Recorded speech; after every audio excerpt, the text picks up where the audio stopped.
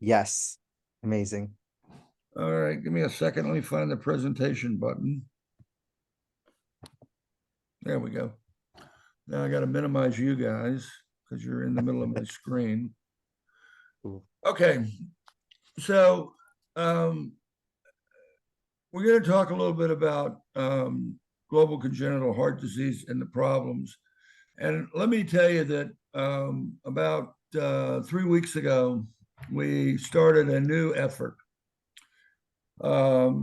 which is in Europe and the US, and I think Canada also is involved in this. And we're launching what's going to be called a Global Heart Network. Now, it's going to start in pediatrics because, quite frankly, even though there are more adults with heart disease than there are kids, there are damn few pediatric heart surgeons around the world. And that's the whole reason that you guys are up and coming. So I'm going to give you the talk that I gave at that meeting because this sort of describes briefly, and listen, this is an interactive talk. So anytime you want to break in and ask a question, do so. And I can't see the chat box from the position that I'm in, so it would be best to just turn your microphone on and ask your question out loud. Oh, I've been doing this since traveling anyway, since with a team since 1993. I made a couple of solo trips prior to that as a senior congenital heart fellow at the University of Alabama. I don't know if any of you have the Kirkland cardiac surgical textbook, but as a resident, I helped edit. We were all assigned chapters to review and edit by Dr. John back in 86 and 87. So I have unfortunately gone through that book several times. But as a senior fellow, they allowed me to go down to Bogota, Colombia, because a couple of our super fellows from Bogota were returning home to their two distinctly different programs, and they both wanted me to help them get off on the right foot. So I went down and spent a week at one place and a week at the other place. And that was really, I would say that was the moment that I realized how bad things really were in low and middle income countries. And, I mean, Colombia is a middle income country. Actually, it's a high middle income country. So I thought I realized how bad things were until I got to, Ukraine and Nicaragua and Honduras and a lot of other places that are in a lot worse shape. I came out and was convinced by a couple of former University of Alabama grads to become the pediatric heart surgeon for a 8-surgeon adult team in Orlando, Florida. The condition that I had with the hospital, the Children's Hospital, was I got to bring in one child per month mostly from the Caribbean and Central America, who would be able to have free heart surgery. And so we did that. And, unfortunately, and I'm going to warn you about this, when you get ready to sign your first contract as a pediatric heart surgeon, don't sign it right away. Read it, take it home, think about it, reread it, and find all the points in it that are going to be problematic for you if you don't identify them. I was promised that when I hit 250 annualized cases per year, they would hire a second guy to come and work with me. That never happened. And I started a program in a unit where they had never done any significant pediatric heart surgery. And so after 2 years, I said, this is nonsense, because I actually had my own room in the ICU. Yes, I was on call in the ICU after operating because the intensivist had never taken care of an AV canal or a Fontan or an arterial switch. So, I couldn't leave them in their hands. So after that, I said, this was nuts. And I said, okay, I'm going to look for a job at a university. And I picked the University of Tennessee, where I've been since September of '93, because they wanted to start an international outreach program. And I was already running one. So that is the genesis of how I ended up where I am. I came on the faculty here at UT in Memphis. That's where the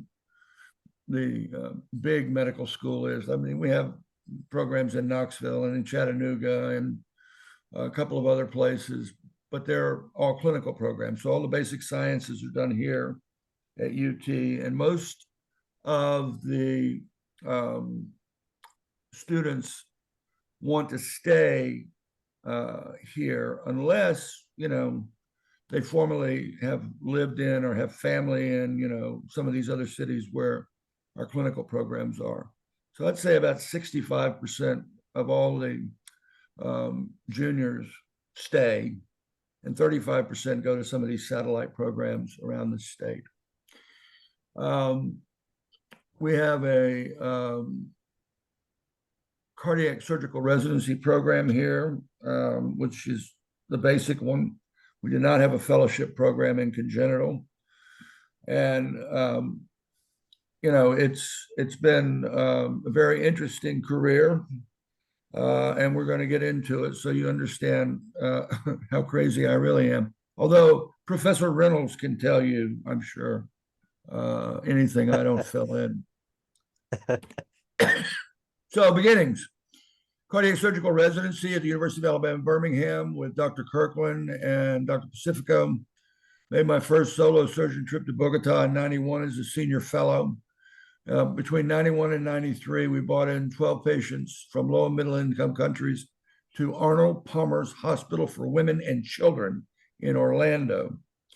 I made another solo trip while I was in Orlando to Bogota and came to realize that it's not just the surgeon that needs the education, the experience, and the training, it's the whole team. So when I came to UTHSC, I got the same agreement with them that we could start operating on children from low and middle income countries. And between '93 and 1999, we brought in 79 children from 11 different countries and operated on them. I raised the money for all those kids to be operated on. The hospital initially agreed to $10,000 per child, and after the first 12 kids, they raised it to $20,000. And then after the first 50 kids, they raised it to $30,000. And then after the 72nd kid, they raised it to $35,000. And I said, I think I'm done. Because for $35,000, I can fly a whole team to Managua, Nicaragua, and we can operate on 25 kids in 2 weeks. So why should I be paying you to do this when I'm doing all the work anyway? So I would say that was sort of the end of that. The last 3 kids that we operated on were sponsored by a gold mining company out of Kazakhstan. And the very last child, the 4th one, the 79th child, was from Bangladesh. And there was a very prominent donor to the Children's Hospital who lived in a city north of Memphis, who asked if this operation could be done for free. For free. I'm raising all this money to get these kids through. And the donor asked for one for free. So that was the last operation I did when the president of the hospital asked me if I would do this. I said, sure, I'll do it. And what are you getting paid? Oh, nothing. This is a prominent donor. Oh, okay. Well, we will prominently quit doing this then, because quite frankly, it's much more cost effective for me to go abroad. So after having made 2 trips to Bogota and realizing, you really need all of the components of a pediatric cardiac surgical team in order to be able to care for these children in a safe manner when you're going into a low and middle income country where they may have had some experience in doing bigger kids and simple defects or no experience, and you're literally starting a program from zero. So our first team efforts were into post-conflict Croatia following the Yugoslavian Civil War. Croatia's kids all used to go to Belgrade or in Serbia, or Ljubljana in Slovenia. And, you know, the Yugoslavian Health Insurance Fund covered all of that. Well, guess what? Once Croatia seceded from Yugoslavia, there was no more entry into that fund. And, you know, the country had no money, so they couldn't send any kids out. So the only kids that got out were the ones that got picked up by charitable institutions. When I came to Memphis, I made a couple of trips to Croatia and discovered that my supply donors, you know, Medtronic and Gore-Tex and Boston Scientific and a bunch of other medical companies that are in the cardiovascular business said to me, you know, Novick, we love what you're doing, but it would really help us if you would form a 501c3 charitable foundation so you can give us a tax letter for the hundreds of thousands of dollars of supplies that we're providing your team. I'd never heard of anything like that. So, of course, I started a foundation in 1994. It was called the International Children's Heart Foundation at the time. And we ramped things up. By 97, we'd done 500 operations abroad. In 98, the Croatian government came to me and said, okay, look, we love the fact that you're coming to operate on our kids, but, you know, this business of you having to raise money to come over here and you may be able to make 2 trips a year or 3 or 4, we never know. So the government wants to fund your program. And we will cover your airline tickets and your accommodation and local transportation and visa expenses.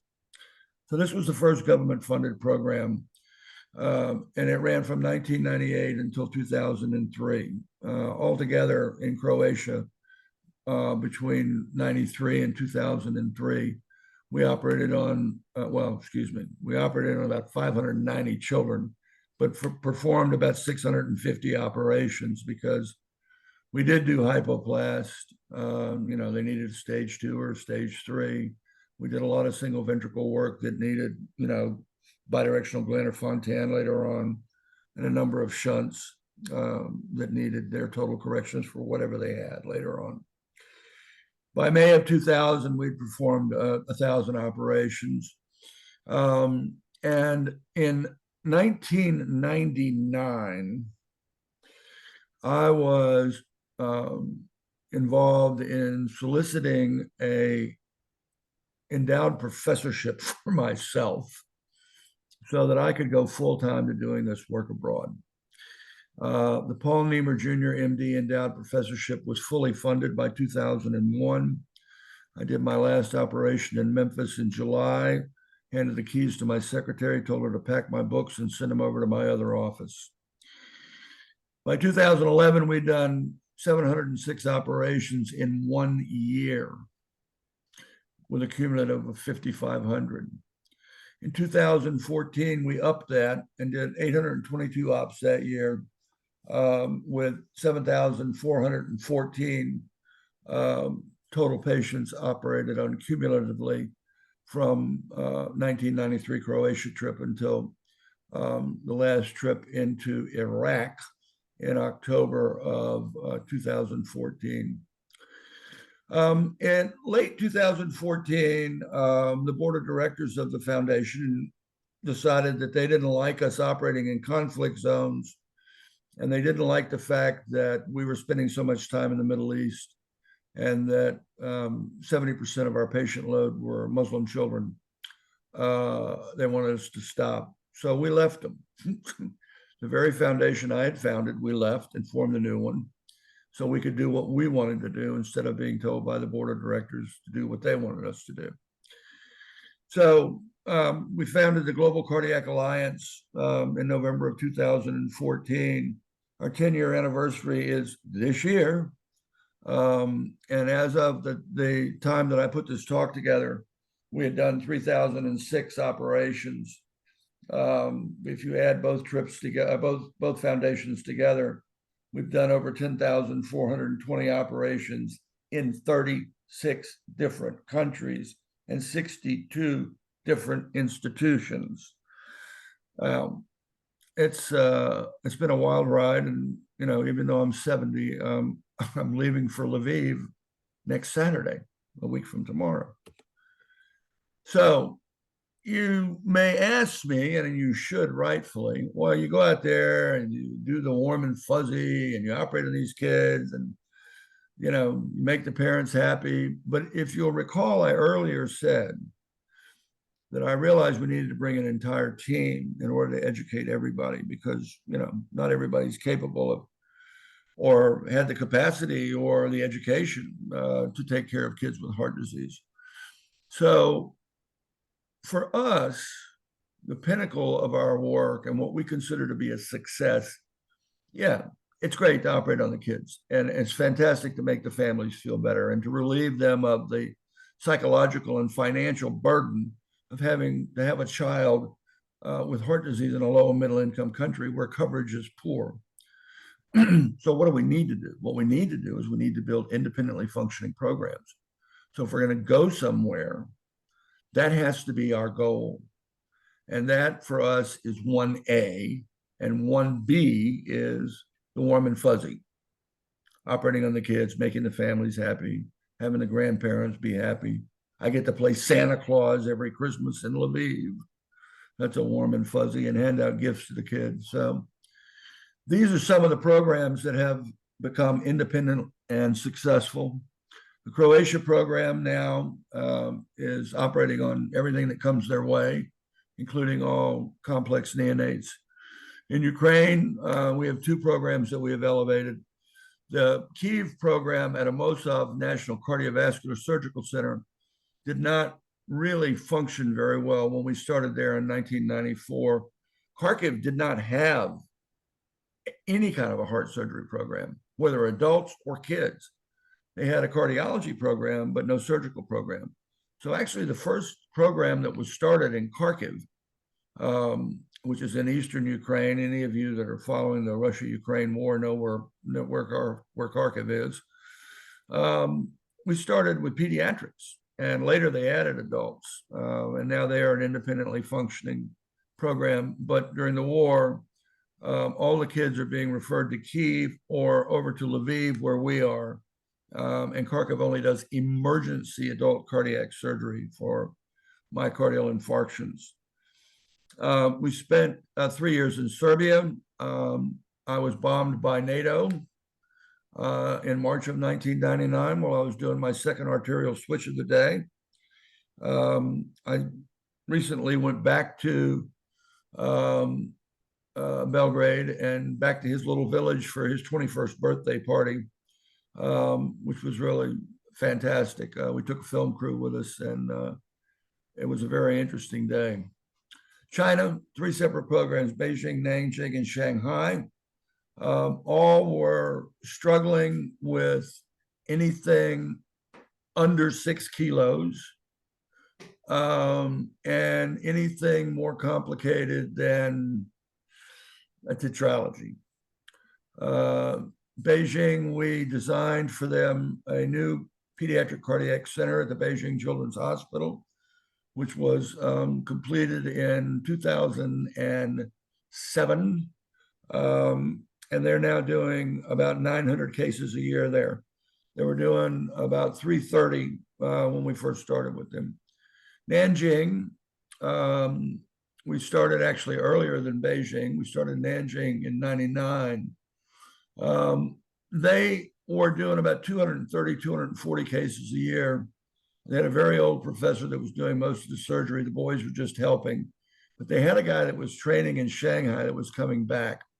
And towards the end of the trip, he actually got back and worked with us. He's now the vice president of the hospital. They have a brand new Nanjing Children's Hospital and a separate pediatric cardiac surgical floor, which contains the ICU, of which there are two types: there's a cardiology and a cardiac surgical. And they have 2 cath labs and 2 operating rooms, and they're doing 1,200 kids a year now. And Shanghai Chest Hospital was doing about 75 a year, and Dr. Wong has them up to almost 300 now. We spent 3 years in Shanghai, multiple trips to all these places during the course of a year. It is extremely rare for us to make less than 3 trips a year to a single place. And as you can see, we stay for a relatively long time. Peru, 2 centers, the Hospital del Nino, which is the Ministry of Health hospital, and INCOR, which is the Instituto Nacional Cardiovascular. We worked at both those places simultaneously. So there were years when we were making 6 trips into Peru. But that program ran from 99 to 2005. The Ministry of Health program divided itself in half. Some stayed at the downtown Children's Hospital, and some of the program moved out to the suburbs to another hospital for children out there, because Lima has just grown enormously. So there are now 3 programs in Lima, Peru, for caring for children with heart disease. And we were involved in the education and training of all 3 of those programs. Belarus, we spent a lot of time in Belarus. And the reason for that is the Belarusians had to combine 2 pediatric cardiac surgical programs. The National Cardiovascular Center did children, get ready, did children over the age of 4 and more than 15 kilos, and nothing more complicated than a restrictive VSD. No tetralogies, no single ventricles. If you looked at the 150 cases they were doing a year over there, I would say probably 80% of them were ASDs or ASDs and partial anomalous pulmonary veins, and the others were restrictive VSDs. At the Children's Hospital downtown, which was not a national program, but was a program that was sponsored by the city of Minsk, they were doing about 130 kids a year. They were trying to operate on kids less than 10 kilos, but their mortality rate for those children was 16%. So over the years, we convinced the federal government that they needed to combine these 2 programs into one and build a center focused on just heart disease instead of being in the Children's Hospital and multi-specialty. So what they did was they built a 3-story building onto the side of the City Children's Hospital. It became the National Pediatric Cardiovascular Surgical Center. And they do everything there, including stage 1 Norwoods and cardiac transplants. They went from doing this 130, 140 a year to their maximum year ever was 900, but their interventional pediatric cardiology program has advanced significantly. So the surgical caseload has dropped down to about 700 a year, where the interventional pediatric cardiology program is up to around 600 a year. Colombia, I think I told you about both Fundación Cardioinfantil and Clínica Chayo are 2 programs that we help. They're both functioning and independent. Cardioinfantil has really taken off. When we started helping there, they had the one surgeon who had left Birmingham and gone there, and he ended up doing about 150 cases a year, 8, 9, 10% mortality rate. They're now doing close to 500. And the other guy that was in Bogota moved from Clínica Chayo over to Cardioinfantil and became the chief over there. But he left behind the juniors that we had trained at the other places. They're both functioning now. Pakistan, at the end of our program in Pakistan, I sat down with the Surgeon General and we designed on the back of a napkin the new Pediatric Cardiovascular Center. It was completed in 2014, and we made another trip back to celebrate that in 2015. So they've gone from having 7 pediatric cardiac beds in a 21-bed adult kid unit to having a separate 15-bed pediatric cardiac ICU, 2 pediatric cardiac surgical operating rooms that they don't have to share with anybody, 1 pediatric cardiac cath lab that they don't have to share with anybody, and a 16-bed step down and 30-bed ward. So the Pakistanis have gone from doing around 230, 240 a year to now doing close to 800 a year at the Armed Forces Institute of Cardiology, National Institute of Heart Disease in Rawalpindi, which sits just outside the walls of the headquarters of the Pakistani military. Other programs, Ecuador, there are 2 programs that are functioning there now that we helped. Egypt 1, Honduras 1, India 2, Iran, yes, Iran 2, Iraq, 3 separate programs, Macedonia, Morocco, and Rwanda, all 1 program, and Russia 3 programs. And I've forgotten who I left out. Do you have an extra passport that you carry? No, actually, you know, I had at one time 3 passports that were all valid, all US, all valid. And 1 passport, before they made the new rules back in January of last year, 1 passport had 4 separate page editions made into it. So it actually looked like a book. That passport just expired in August of this year. And currently I have 2. And the reason I have 2 is because there are times when 1 passport's got to go to some embassy for a visa because, you know, they're not going to grant it at the airport.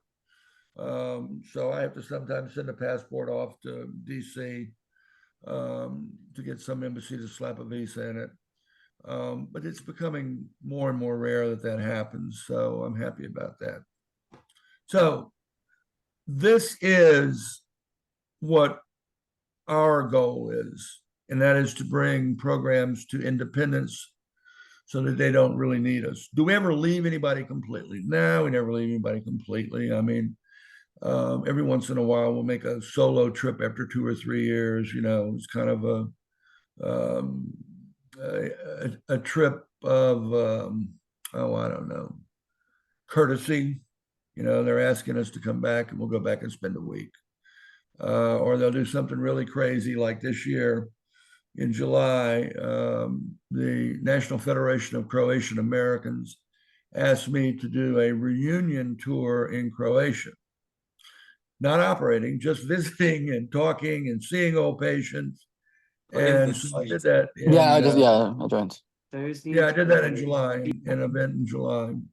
And it was really spectacular. There was a lot of crying, a lot of happiness, you know. A lot of people said, you know, I was 8 days old when you operated on me, and I never actually saw you and that I can remember.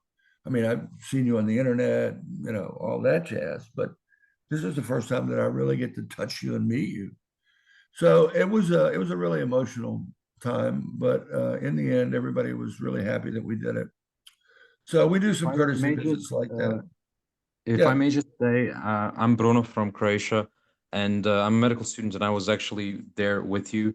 I just want to say for the audience that Dr. Novick made congenital heart surgery in Croatia possible. Everything that he said is completely true. The program is now, in my opinion, really functional. Last week they did Nikaido, and I just want to say that whenever your name comes up in the operating room, it's always with the most awe and most respect. And well, thank you. Croatia is one of my favorite places in the world, really. I didn't have a lot of time to spend outside of Rebro University Hospital, but I did get to Dubrovnik a couple times. I went to Pula. Any of you are in Croatia, you have to stop in Pula and go see the Colosseum.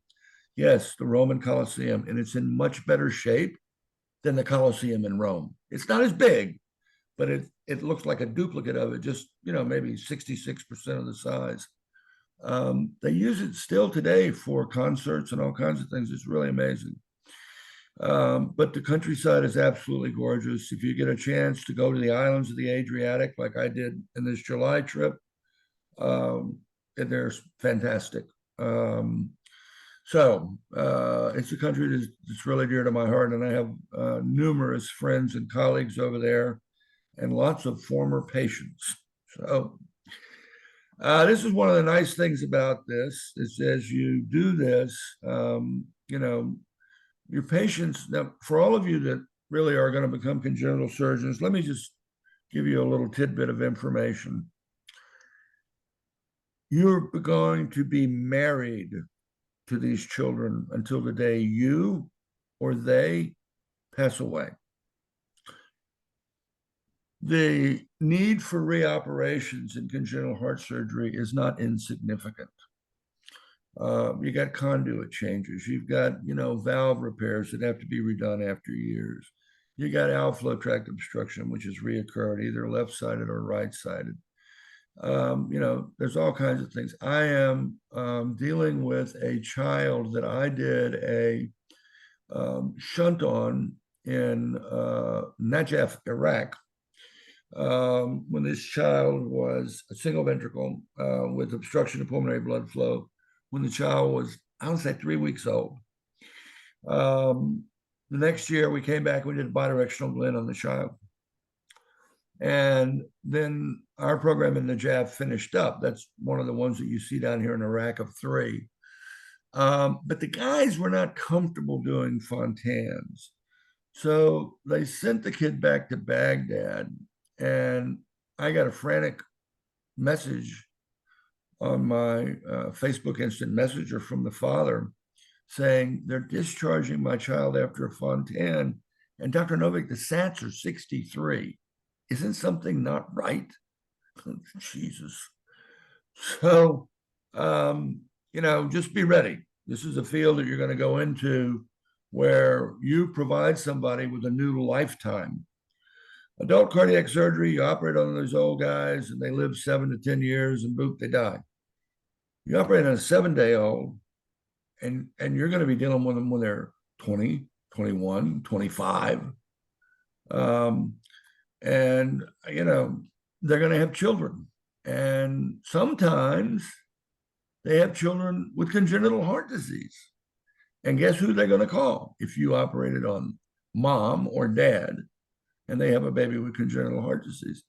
So just be prepared. A lot of these patients you will be married to for the rest of your or their lives. Of all these programs that we worked on, you saw it took me, you know, 30 years to do 10,000 kids. I didn't do these all by myself. We've had other surgeons that have gone through our program, both international surgeons. Right now, we've got 2 international surgeons. One will be in Lubumbashi, Democratic Republic of Congo, on Sunday. And the other one is finishing up our Libya program right now. So one's from Belarus. He left the country as soon as the war started, now lives in Poland. And the other's from Ukraine. And he was out of the country when the war started. And his boss said, don't come back, just work with Novick. So those are the 2 surgeons that we have now. But, you know, we've had other guys in the past, US, South Americans, Turks, even a couple of Italians. And all of the programs that we all worked on over all those years, all those 30 years, now on an annualized basis, took me 30 years to get 10,000 cases done. Now annualized, all those programs that are independent are doing 10,000 kids per year. That's why building programs is so important. So we have taken what it took us 30 years to do. We've created a situation where that's being replicated now in all these programs annually. Now, all of you are knowledgeable about the prevalence of congenital heart disease and the incidence on a yearly basis. And you're talking about 1.3 million kids being born worldwide with surgical congenital heart disease. And about 300,000 of those kids are in upper income countries where they can be operated on and cared for, but about 1 million are not. They're in low and middle income countries. Okay, so geez, Novick, you've done this work, and now there are 10,000 being operated on because of you, but there being 1 million born every year. What kind of dent is that? Well, do the math. It's a 1% dent. So the magnitude of the problem is very significant. We need all, however many of you are signed into this, to stick with it and become pediatric heart surgeons, because the world needs you. And by the time you come out, it's really going to need you, because the population in the world in low and middle income countries is growing faster than the number of programs are growing for cardiac care for children in low and middle income countries. So you're really going to be needed in the next 5 to 8 years. So get ready. It's going to hit you like a brick. Now, I said 36 countries, but you didn't see 36 countries listed there as being successes. So what have been the identifying factors for failure? So my nickname is Dr. No, and that means I can't say no to anybody who asks for our help. And as a consequence of that, we make one-off trips occasionally, and we identify factors that you say, oh, A, you don't need our help. You only wanted us to bring supplies and medicines. You're actually operating at a high level, but you're restricted because your government is not financing you. So you needed us to bring supplies and medicines. Okay, sorry, we're program builders. So you have to figure out how to get your government to fund you. Lack of leadership. Lack of leadership is a very significant problem. You have different people wanting to pull in different directions. The cardiologists want to go in one direction. The surgeons want to go in another direction. The anesthesiologists and intensivists want to go in another direction. So developing a true leader in the sites who has a comprehensive vision and a team that wants to take that vision and create it into a reality is critical, absolutely critical. It doesn't have to be a surgeon. Our Kharkiv program was controlled by a interventional pediatric cardiologist, but he recognized the need for all these different pieces to fit together and everybody to drive in the same direction. And he did an excellent job with that. And so it's not always just a surgeon. Our program in Kemerovo, Siberia, Russia, driven by a pediatric cardiac anesthesiologist, another guy who had good leadership qualities, had a vision, and was able to bring everybody else in. So really, the lack of that is a real problem. What is the greatest problem from a personnel point of view for lack of progress? It has always been that the surgeon, if the surgeon doesn't advance technically, the program's doomed. Okay? Doesn't matter how good anesthesia is. If the repair is not adequate or the patient dies on the operating table and you can't get that surgeon to advance in terms of experience, education, and technical capability, the program's doomed to failure. And we've run into that a few times. An absence of adequate funding. So, you've got funding on two sides. You've got funding from our side, the foundation side, and you've got funding from the local side. Now, every once in a while, somebody will ask you to come and help them, and they want you to come and do a site visit and give a talk and say what you're going to do. And I do that. Every once in a while, though, when I throw the budget up on the board, everybody looks at me and says, "Oh, no, we thought this was all free." Oh, you thought it was all free? Okay, well, if you want free, you don't get a program. You get an occasional trip when we can manage to raise the money to do it. If you want a program, this is a 50-50 deal. You have to bring things to the table. We have to bring things to the table. So absence of adequate funding is a non-starter in a number of places. Absence of adequate funding is also occasionally something that will overwhelm a program that you've already started. We've seen this happen multiple times in Libya. It happened a couple times in Iraq.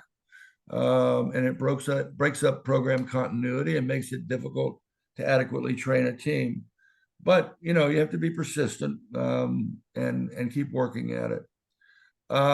Administrative support from the hospital is critical.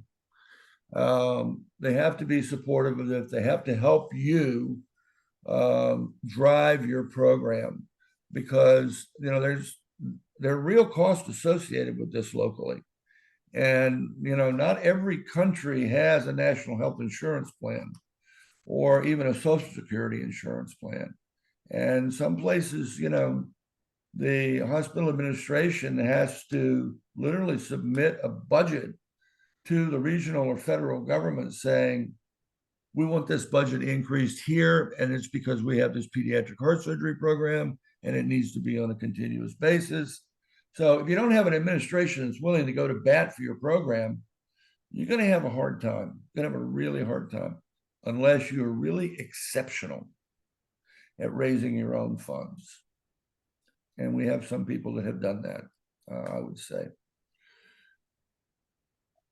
This last problem that I've listed is becoming less and less common. We still run into it. I'm not going to deny it, where we'll make a trip and we're going to set up a program, and we go to talk to the Minister of Health, and the minister is completely clueless to the magnitude of the drain that congenital heart disease puts on the health ministry's budget every year, because they're not fixing anybody, and they didn't realize how many kids were being born every year with this problem. And so you will find that you also have to be an educator for the executive section of the government, okay?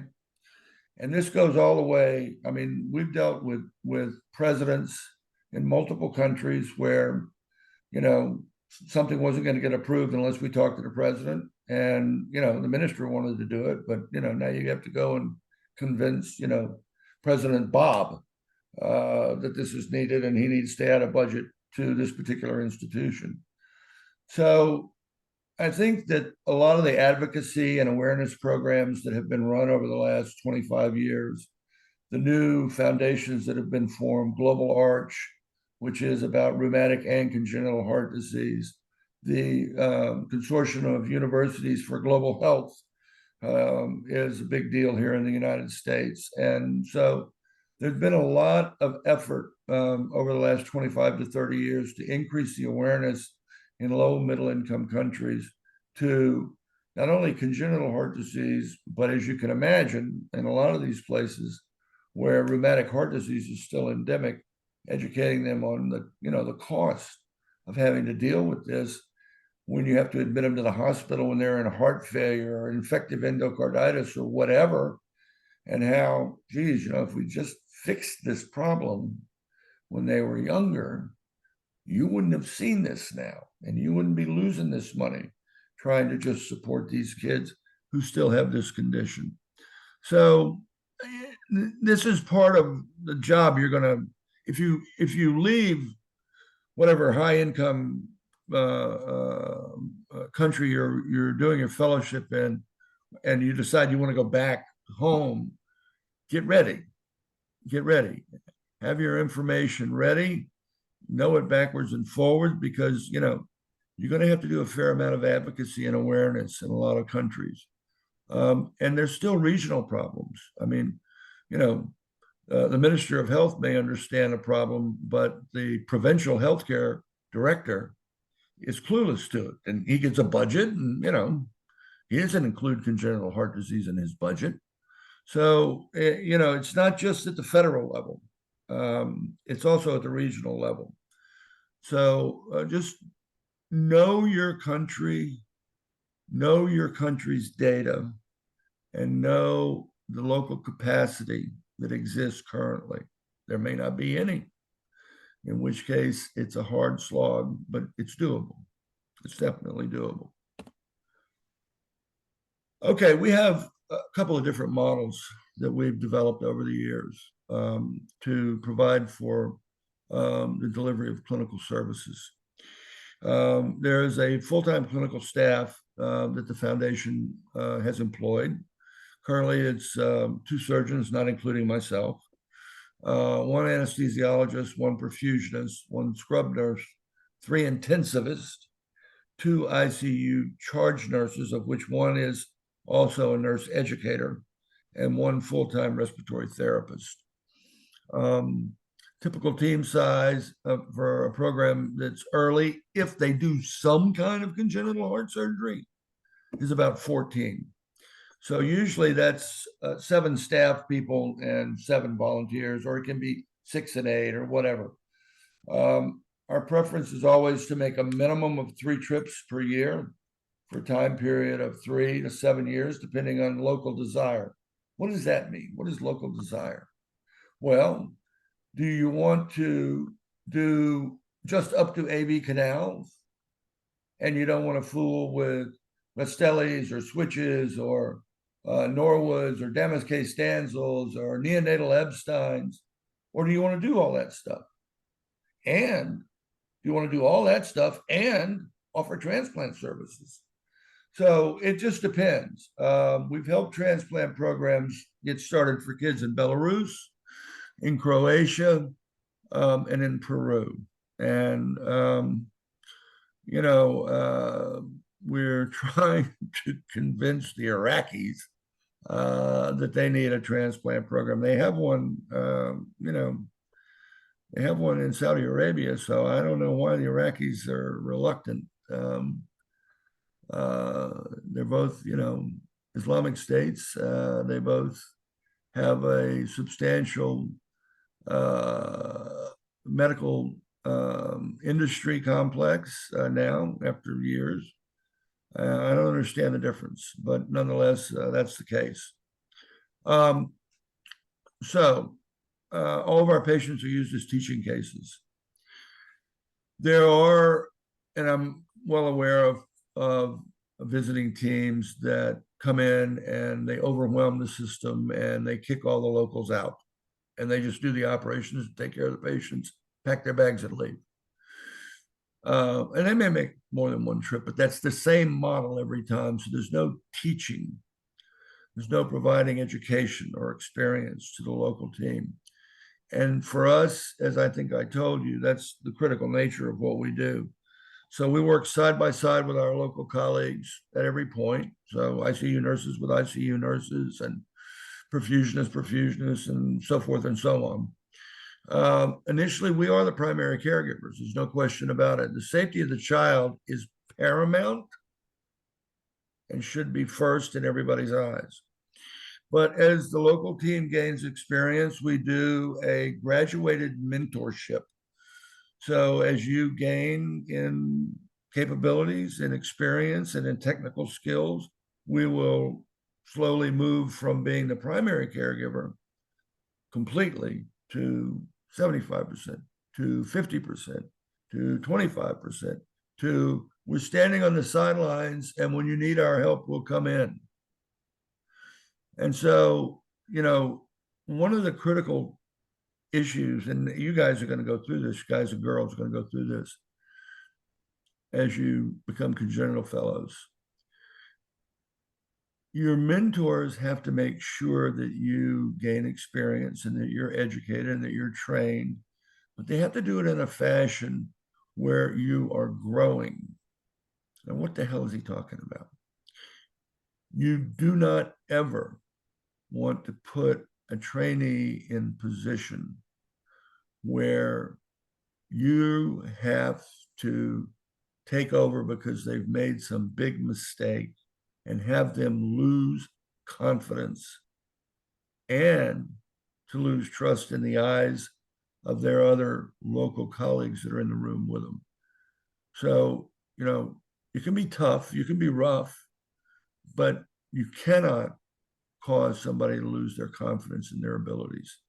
You're supposed to be their confidence building.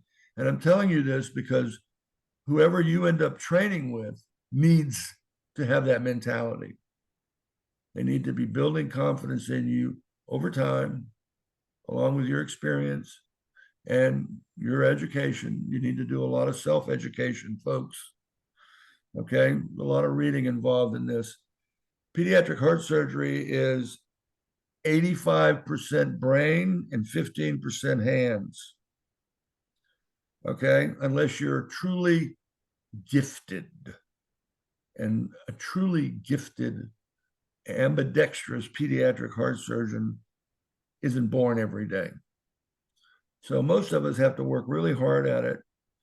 But if you're not educated about what the problem is, when the intervention should come, what type of intervention should actually be performed, and what are the relative risks of providing it at any time, if you don't know all that stuff, then you don't really need to be taking children to the operating room. So, you know, you can teach a monkey to sew, okay?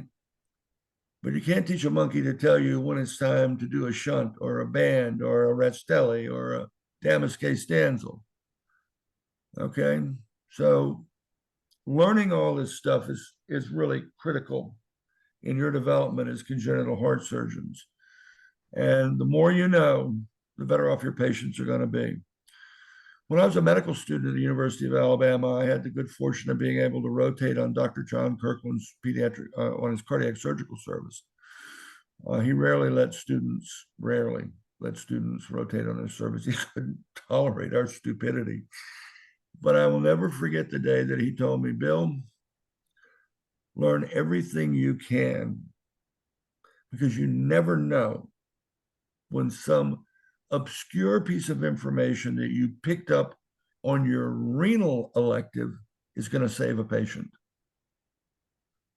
So I would tell you the same thing, okay? Learn everything you possibly can, because you never know when something that you learn will allow you to save the life of a patient who otherwise might have died. And we're all about fighting death, remember that, okay? Now, that's our humanitarian program, 3 to 4 trips a year for 3 to 5 years, as long as we can find funding. But a national program is a completely separate deal. And that's where we spend a lot of time in country. We've run national programs in, as you know, Croatia funded a national program, but Serbia also funded a national program. Iraq funded 3 national programs.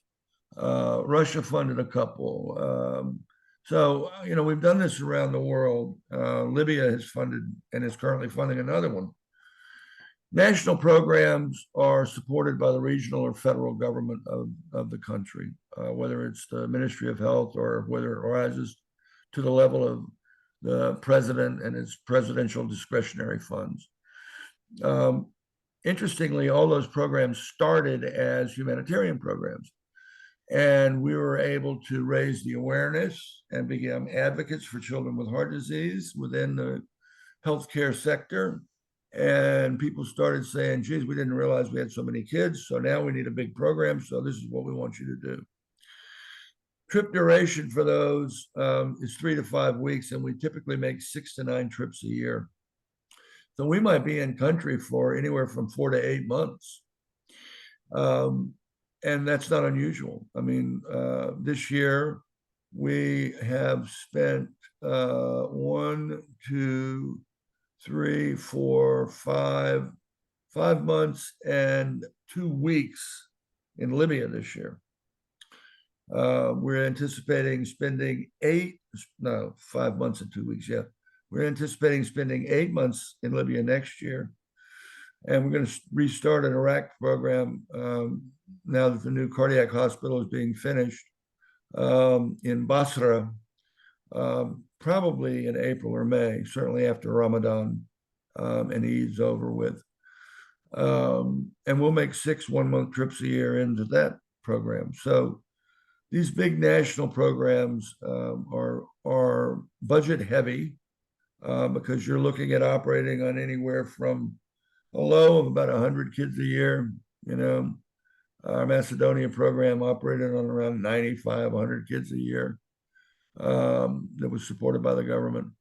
Our programs in Libya and Iraq and Iran have exceeded 300 kids in a year. So, you know, you're going to be operating on 300 to 400 kids a year. It's very expensive, just from the point of view of supplies. Average sites where we've run national programs, Belarus, that program was actually supported by the United States State Department, believe it or not. Croatia, Dominican Republic, Ecuador, Iraq, Libya, Macedonia, Pakistan, Peru, Serbia, and Russia. Who did I forget in there? I don't think anybody. I think that's everywhere that we've run national programs. Some have run longer than others. You know, the Croatian national program ran for 6 years, Ecuador for 5, Iraq, oh my goodness gracious, Iraq national program ran from 2003, I guess 5 years, 2013 until, no, 6, 2013 until 2019. The government didn't feel comfortable with us in Iraq once the Islamic State had taken over, you know, a significant portion of northern Iraq and was bearing down on Baghdad airport. So that program actually ended a little bit abruptly because of conflict. But Macedonia, 4 years, Libya off and on because of conflicts and politics and conflicts and politics. And we're back in Libya again, and hopefully we'll dodge both conflicts and politics this time. Pakistan, 4 years, Peru, oh my goodness gracious, 6 years in Peru, Serbia, 3, and Russia from start to finish, 6 years and 3 different programs. I don't know if any of you have actually seen this documentary. So I'm going to give you an opportunity. In 2019, I was approached by a very famous artist, musician, composer named Philip Lawrence. Now, that name doesn't probably ring a bell to many of you, but I would imagine the name Bruno Mars might ring a bell to some of you. And he is the guy that writes all of Bruno's music and lyrics and produces all of the Bruno videos for, you know, MTV or whoever. They have approached me when I was out in Los Angeles at a sponsor's home about making a documentary film about the foundation. And so, of course, I agreed. And this is a short trailer. The film is finished. It's been submitted to 3 film festivals, and we should hear something here in the next week or 2 from the first one. So here's Tiny Hearts, and I hope it plays okay.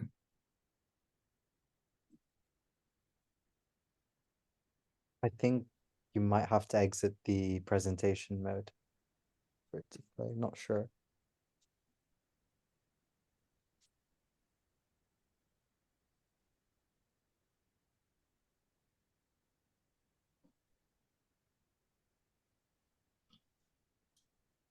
We can't see it if it's playing right now, Professor Novick.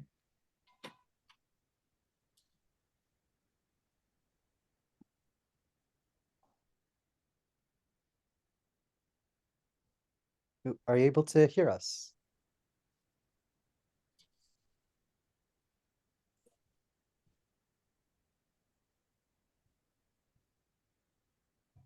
Prof. Novick, are you able to hear us? Yeah, could you guys hear it? No, we can't. No, we can't see it. I think because you're on presentation mode, we can only see the slide. Oh, okay. Hang on a minute then. Yeah.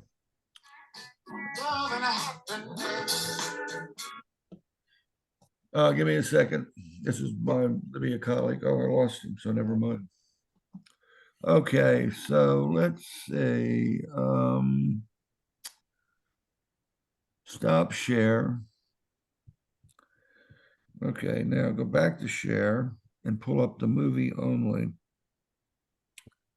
I think when you click share again, also remember to click on share the audio as well. Otherwise, we won't be able to hear any of the audio. Oh, really?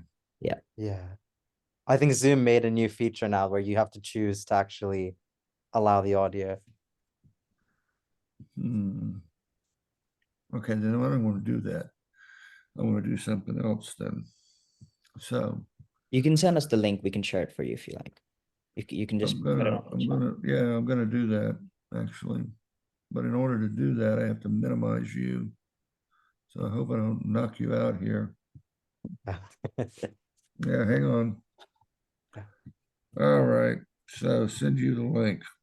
All right, where is the link? What was the song on your ringtone?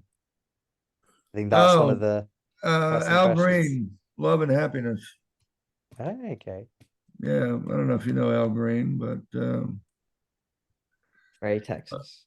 all right. So now let me put in the producer's name. And Tiny Hearts documentary. Oh, no, updated trailer. That's what I want. Boom.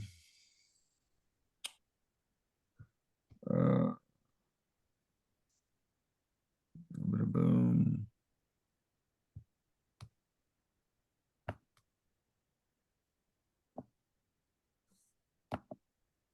Well, I'm going to put this link in the chat box, okay? Perfect. And we can share it now if you're happy to. We can share the screen and the audio. Oh, really? Yeah. Well, can you see this? No, you can't. Not at the moment, no. All right, hang on.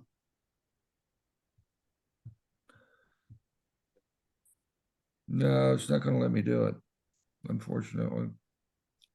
No worries. We can send it out to everyone who's attended if that. Yeah, I think that'd probably be best. So let me do this. I've actually got the video with me now. I can play it from my screen right now. No, I know you would. I understand that. Yeah. Oh. I am trying my damnedest to get it copied for you. So let me go here. No, where'd you go? You're up here. Yeah. Oh, I mean, I've got the video. Prof. Reynolds sent it over to me just now. Oh, really? Yeah. Oh, so you don't need me to do this? No, I can try it now. Prof. Reynolds has literally just sent it a second ago. So yeah, just pull it up. All right, there it is. Yeah. You got it? Perfect. I don't know if you're able to see. I can't hear it either. Nope. I think you forgot to share audio. So 900. Okay, how about now? Oh, you got it. You had it there for a second. Okay, let me try that again. All right. There you Yeah? go. Yeah. So, the average college football stadium holds about 90,000 fans. If you take 10 stadiums, so 900,000 people more or less, that's the number of children born in low and middle income countries every year with congenital heart disease who probably do not have adequate pediatric cardiac care. It's an amazing number of people. I had this child open on the operating table, 10 days old, complex heart disease. I knew that if we stopped operating right, then the child was going to die. And then the bombs started dropping. So I turned to my Serbian colleagues and I said, a lot of your countrymen are going to die tonight, but this child on the operating table is the most important thing to us right now. The child survived. And 20 years later, I get a note from the mother thanking me for not deserting her child that night. Pediatric cardiac surgeon and the founder of the Novick Cardiac Alliance. The pediatric doctor from Memphis, Tennessee, now in Ukraine. You've worked on 10,000 of these little kids, 30 different countries. They don't have any option. They have absolutely nothing. They come into refugee camps. They look like they are starving. I think that what makes our team special and what makes this work special is that we are doing it in places that no one else wants to go. It always hurts us when we can't go, and we know that kids are dying in the interim. I don't think that I care for myself physically as much as I care for the kids that we take care of. That hurts with every step I take. He should have a below-the-knee amputation. Get the fucker off. I feel sometimes he's like a father. He's the undisputed, leader of this organization, and he runs it with a thundering hand. Tired of hearing stuff in my ear and people not producing documents. There are not that many pediatric heart surgeons in the world, and there's so many kids that don't get surgery. I don't look at it as heroic. I look at it as a humanitarian assistance that is desperately needed in this country at this time. If there's one bit of miscommunication, it's the baby that pays for it. He was awake and he was struggling and he was in pain. But now I just couldn't imagine being a mom because it's something out of your control. Like, you have no hope to get your kid the surgery that they need. So me being here, if I can just help alleviate that a little bit, that's why I'm here.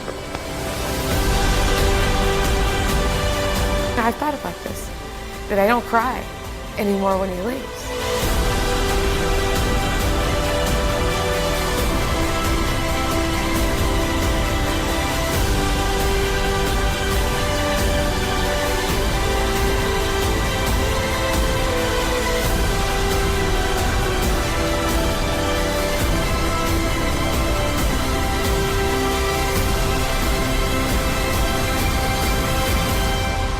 Assessment of the hospital.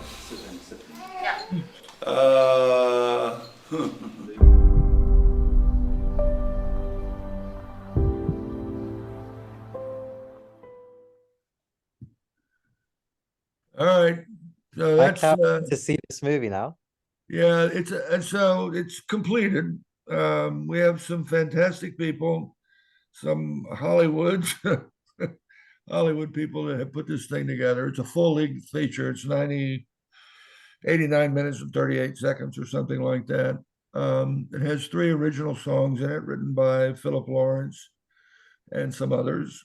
The musical score, which is the noise, the music, the background music that runs through these blooming things. I didn't even know about all this jazz before this. Musical score is done by the guy who just completed the music for Ridley Scott's new movie about the aliens, Alien Romulus, whatever the hell it is. So there's some power brokers involved in it, and everybody did it for free, which is amazing.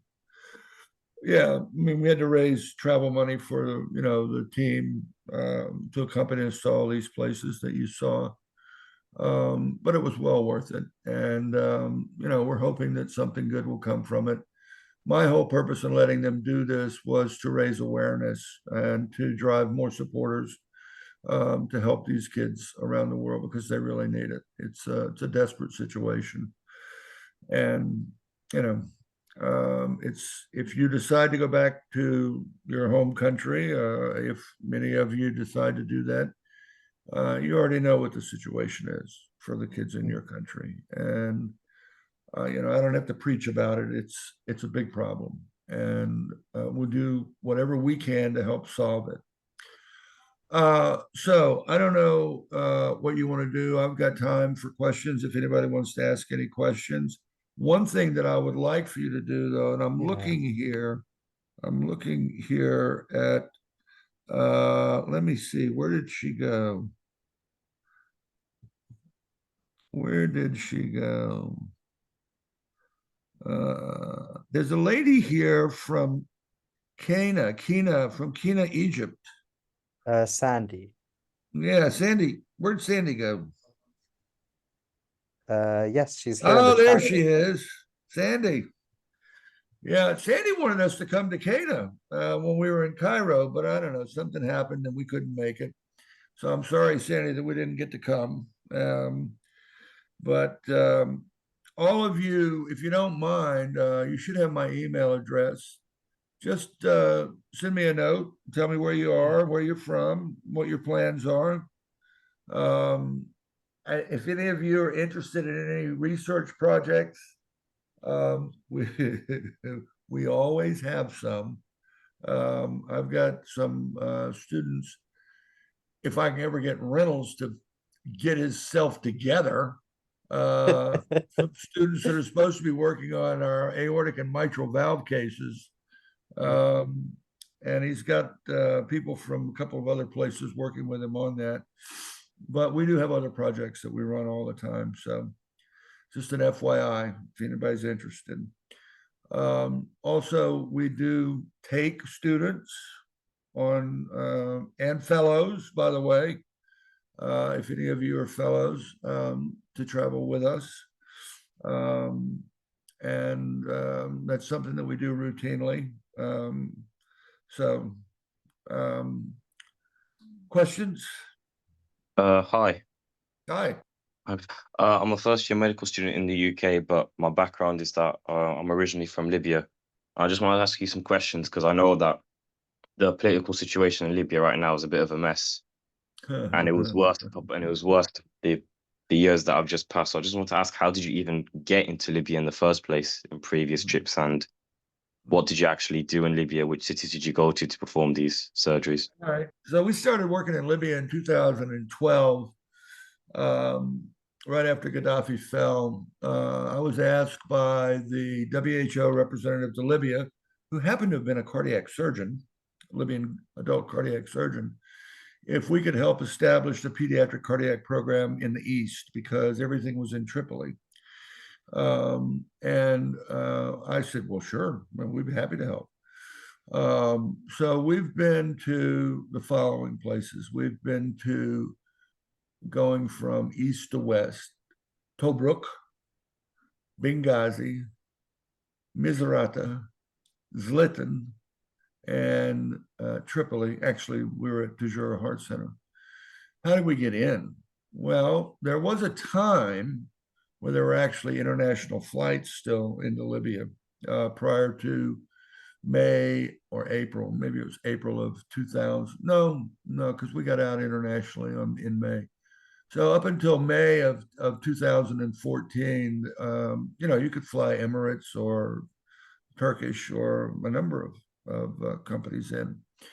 After that, when Benina Airport got wiped out and Tripoli International Airport got wiped out, and they moved it to Mantiga,